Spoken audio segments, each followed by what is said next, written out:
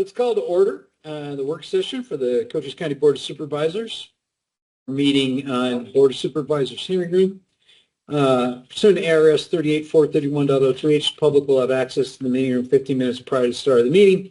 Any item on this agenda is open for discussion. Members of the board may attend in person or via Microsoft Teams. Members of the public may also attend this meeting via Microsoft Teams or the mobile app.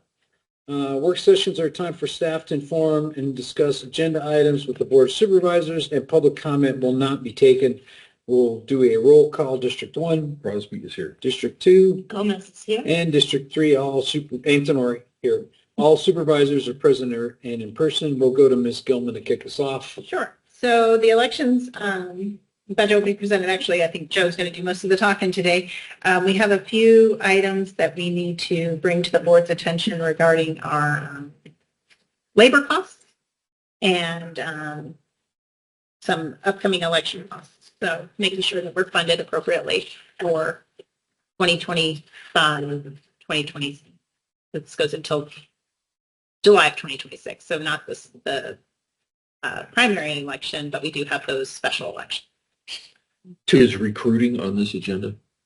It can be as it relates to labor costs. Okay. So tell us about recruiting. For the election director position? Precisely. Okay, so we went out for, we posted the position, we had conducted interviews, and we are conducting a finalist interview later this week? Okay. Later this week. And then I'll bring back to the board for further recommendation and discussion, depending on how that goes. Okay. Mhm. What does it pay? I think we posted it at 100 to 110. 110? Yeah. Jeez. And have you got, Change, Joe. I'm thinking about it. Holy cow. And we aren't getting that much. I don't want We that had shit. we had applicants and some withdrew, so we're still going through the process. That's a good salary for this place. Trust me, you don't want the 30K headache. It becomes a lot of Yeah. The delta between that 30K work differential is, yeah, I don't know if that's worth it. sanity. I don't know if that's worth, that's why, That's why we have such a, as Marty has found out, that's why she's where she's at, because it is, Yeah, so the main change on the salary was just going to what we were, the amended budget from last year. At the beginning of the year, we didn't have enough to cover the salary for all the employees. So that's the only change that we're asking for, is to make it so it's true to where we're at now. all right. What about more signature verifiers? That's in the recorder. Oh, okay. Okay. Yeah. Thank you. and I'm sorry, well, I'll let you go through it and then Yeah, ask yeah. my questions. So this previous year, the election, as you know, we had a very big election, and we have the same amount of elections this year. So we're asking to keep the budget flat from last year to this year, with the exception of those wage increases. We have enough in there to cover all three elections because they're a little bit smaller, and still allow us to increase the number of city boards if needed. So you're talking about Grijalva special election In the general. and the general in 26? For Grijalva. Oh, for Grijalva, okay. Yeah. That's right. I forget, those are two different Yeah. elections. Yep. And then And then- if we, And then in November. We will have a November election for NACO at a minimum.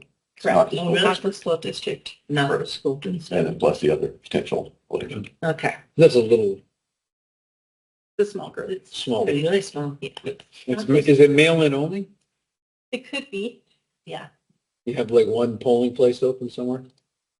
Depending on if there's another election to type in. Yes, if there's another election, we might be able to open vote centers for it. Is If it- not, then it would be all mail. And is that, I hate all mail. I do too. I really do. So are you gonna mail to inactive voters? Are you gonna send them a postcard and tell them? So that we would have to discuss with the recorder because. Oh, it's something in the mail. Yeah. So The recorder. That's the recorder, okay. Is it by statute that you have to have a mail-in if there's a certain small, if it's a small So- population? Right now, how it sounds on the off years, it would be mail elections for any special districts. Really? That's the statute? I don't know if it's a statute, I have to check that, but I know that is the procedure in the Who makes the current decision? cap. I think actually the cost, it would be that district. They can choose to have vote centers or vote in person or the mail-in, depending on the It's cost. up So, to the yeah, district, so it's up to so it's up to the not school the school district. board, Yes. okay, to decide. Okay. And we don't do much with school board. Well, if you absolutely will not allow an all mail-in ballot, you don't have to let them use the county elections office. True, Yeah, they could take conduct their own.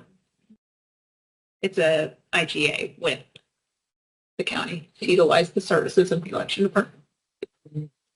Do you like all mail-in? No. Neither. But they make the decision whether we want it or not. And when do they make the decision? When we send them the IGA. Good thing. And that's just the Naco area, such a small area, right? Their school district doesn't go very far, No. right? Bisbee's got a huge school district. Right. What's the issue? It's a budget override. So on these IGA reimbursements, right, what's the formula that you use to come up with that number you bill the cities with? I believe it's 75 cents per registered voter in that district. And that's just standard for everybody? Yeah. 75 cents per. And that's a rate that was approved by the board several years ago. But so if it was something that we wanted to increase, it would have to come before the board. What do we base that on? What did the board base that on? What was it? What did they come up with that? Is that covering So many years. all of the overhead associated with it? We just look like in your mailing in, do we get No. a special? Don't know. No, We're definitely. not at that time. So the It should cover the cost. Right. So I think at the time they did a cost analysis to see how much by staffing and it usually there's other elections taking place. At So one point though, at 75 cents per, there's a economy of scale Right, loss, right? right. And we're talking about a school district, NACO, that's it's very small. very small. Well, granted, they don't have money either, and I Right. get it. But I mean, there's got to be some way to calculate and then sort of peanut butter it across everybody to come up with a number. You can certainly look at seeing if that cost has increased. Well, I guarantee it's. Yeah. So the cost to mail in ballot, for the mail in ballots, you don't get it. The postage isn't a break. Well, that's the other thing too, right? So postage Yeah. stamp, they're going, that alone is going to cover your 75 cents a ballot. Because it's going to be, what is it, 78 cents You a have the, stamp I now? don't have an idea with me, but Are we exempt from postage? No. Okay, so then that right there tells you right now you're already at.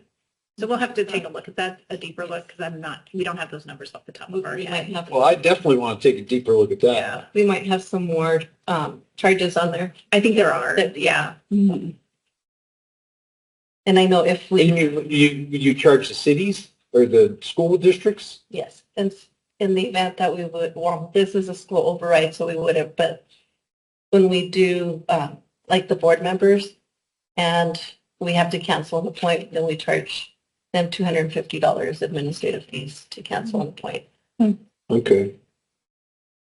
All right. Yeah, we can mention that. What did you say about they don't have any money? A minute ago? I know. The That's school I district? should have bit my tongue on that one.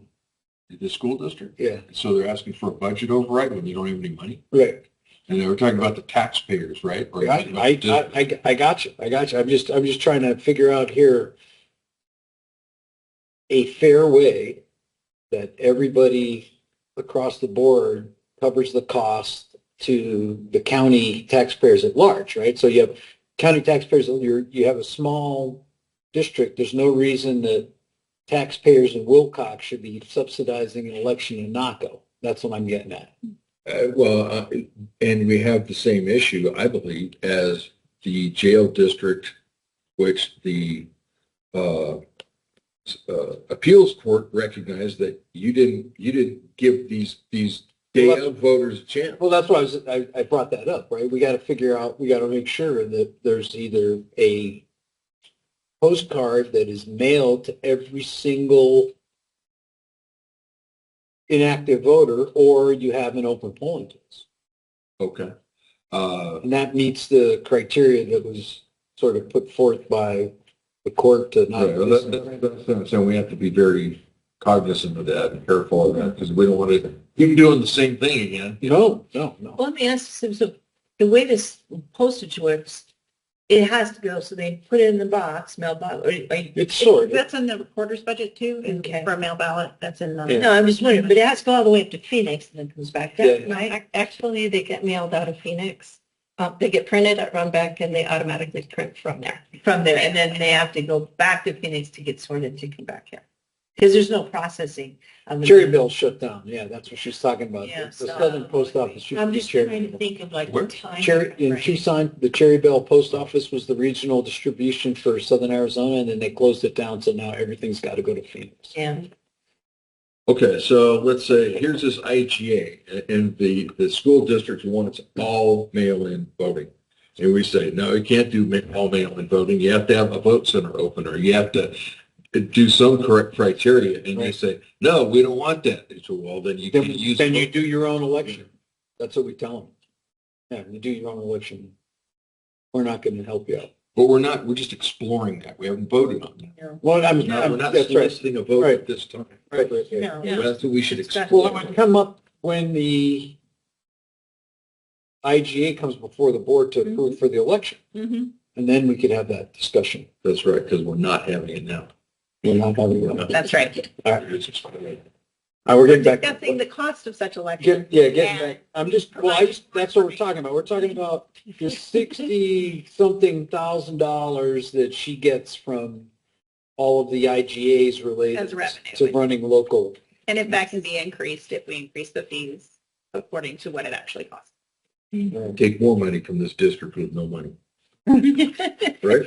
Well, I guess it's kind of, that is a concern. So then it is the concern, I mean, what is just approximately off your mind? The cost, do you save money by having a place to go and vote the day of versus all mail-in? No, actually, it costs more. It costs more, but then you're able to catch anybody who did not receive a postcard or for some reason the mail didn't get to them, they heard of the election, they actually can go and vote somewhere. What if they just don't want to use mail-in ballots? I just like mail-in ballots. I want to vote in person. Nobody trusts the mail. That's the other thing. Nobody trusts I it. mean, if you were to think about it, the school district would just have to open a polling place You could open one of their schools. in the school, yeah, in the gym or something, cafeteria. All right, Okay. we got 15 minutes here. Okay. Before we run out of time. I'm just trying to look through here. I don't see anything really. And you included, I'm sorry, I don't have my glasses, but included construction costs, you know, for, that's going to be the separate thing. Okay, this is different. Yeah, But there's nothing that really jumps out on me on. And the purchase of the additional machines is this fiscal year, not. So the 28K cash carry forward, that's just for what, Judge? A reserve for, That's just what was, let's see. on the last page.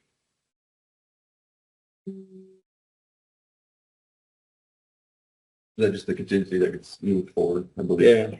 Yeah. Yeah. Is that about what it is every year? Like something there? I'd have to go back and look through this year. I was just curious. I don't know. I mean, I thought maybe I knew. I have a question. What must a vault consist of? Is the regulations about a vault? Because I want one in the voting office, in the elections office, as opposed to the treasurer's I mean, office. Stevens asked me for one too one time before he left. He said he wanted a vault in the recorder's office. We have one. Or, should be one. There's one in the treasurer. Right. Right. But they were talking about a dedicated Well, What does the ballot. vault have to consist of? Can it be a bunch of chain link stuff that you can see through and what? No, there's criteria. I don't know. Okay, I don't know either. But. And then is it ARSs or is it EPM and I what? mean, are does the it have to be exceptions? like a 6-inch concrete wall all the way around Not with quite a that. steel door with a combination on it? Yeah, it's not quite that intense, but there are specific requirements. You got to have the top closed off, and it's got to be, it can't just be drywall. But I'll get the details on that. but the vault has to be for the ballots. I mean, would it, like OSB is sufficient or something like that? Plywood? Really? Okay. Huh. Should be flame proof. No, just concrete. It's not like the military vaults that, Yeah, it's just a 6-inch reinforced concrete wall with a steel door with a combination lock. That's for a, what arms room? Well, if And I you're believe Daryl it's a something to statute, do, but it has to you be know? put in Daryl, the facility guy, It's that's statute around already. concrete. That's about in statute. Daryl, your I job. think it's statute. Yes. It's not, I mean, that's actually not hard. I think it would be easier to pour concrete than it would be to build. Concrete's just expensive. Yeah, that's all. I mean, you put up forms, you throw rebar in it and you pour concrete in, you can be done with that in 2 days. Challenge is when it's indoors. Yeah, oh yeah, indoors. Yeah, how do you, well, you have a pump with a hose. Yeah, they just pump it in. Into solid. Yeah. Or you could use cinder blocks filled too, yeah. Solid So cinder. they are going to be extending the vault. I know Daryl does know the criteria. All right. Oh, okay. I was just curious. Yeah, good question, Tom.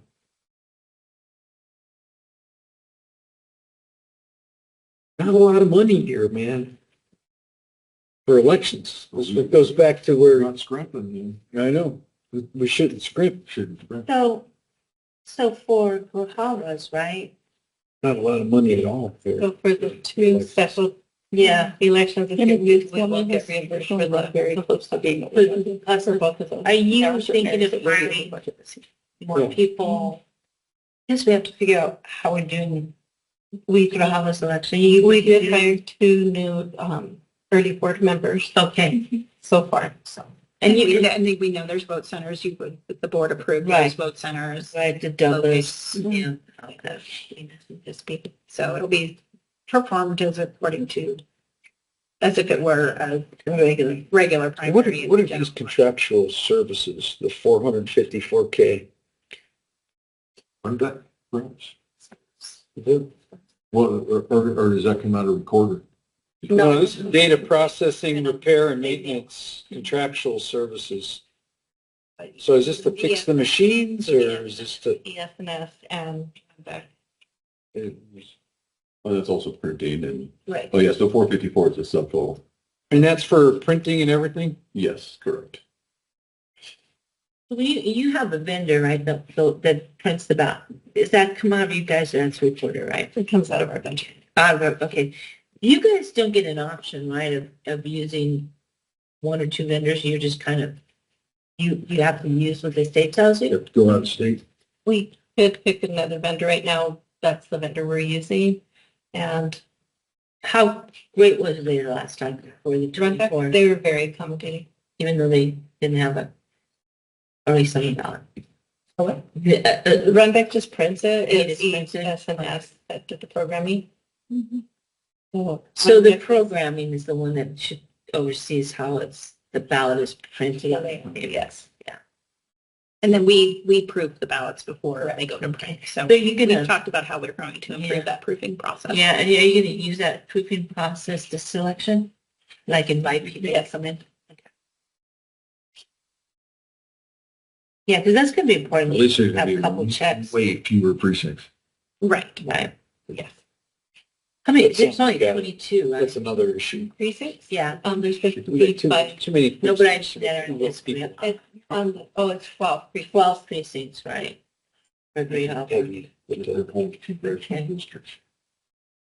Precincts. Oh, yeah, that was redistricting. That's not our fault. Yeah, that was a disaster too, but even here, redistricting, 2 people per precinct is just, to me, it doesn't make any sense. That makes sense. But What doesn't make sense? Just have- we have several precincts within the county that only have a few I think there's people. one with 0. Yeah, there's a couple of them with 0. There's a couple of them, and they have some with 6 people in it. I mean, and that Yeah. runs into we can't do by precincts anything because then the courts are going to say you're going to be able to ascertain someone's vote because there's so few people in the precinct. So you got that number that I don't know how they came up with it. It was probably just an arbitrary number that they I'm said. trying to remember from the redistricting process. It was 1,000. There are requirements in statute as to how precincts are formed or Yeah. what lines they The follow. court said that if you have less than 1,000 people in a precinct, you can ascertain, there's a way that you can ascertain generally how people vote. So in order to protect someone's anonymity on how they vote, if you have three people in a precinct, you got three ballots that come in, you can kind of figure out who voted for what, right? And that's where the by precinct hand count stuff goes out the window with the courts, because the courts say what you're doing is you're being able to, you can determine somebody's vote. In order not to determine their vote, you need 1,000 people in the precinct in order to be able to do by precinct. So all these people screaming. 1,000 people in a precinct, like some precincts that were half the count. Here's another issue, and this happened in 2012. So Yaqui Precinct, Yaqui Precinct had one street that was in the city, and only 3 people on that street voted. And that's how I knew that they were fibbing about how many ballots they dropped off.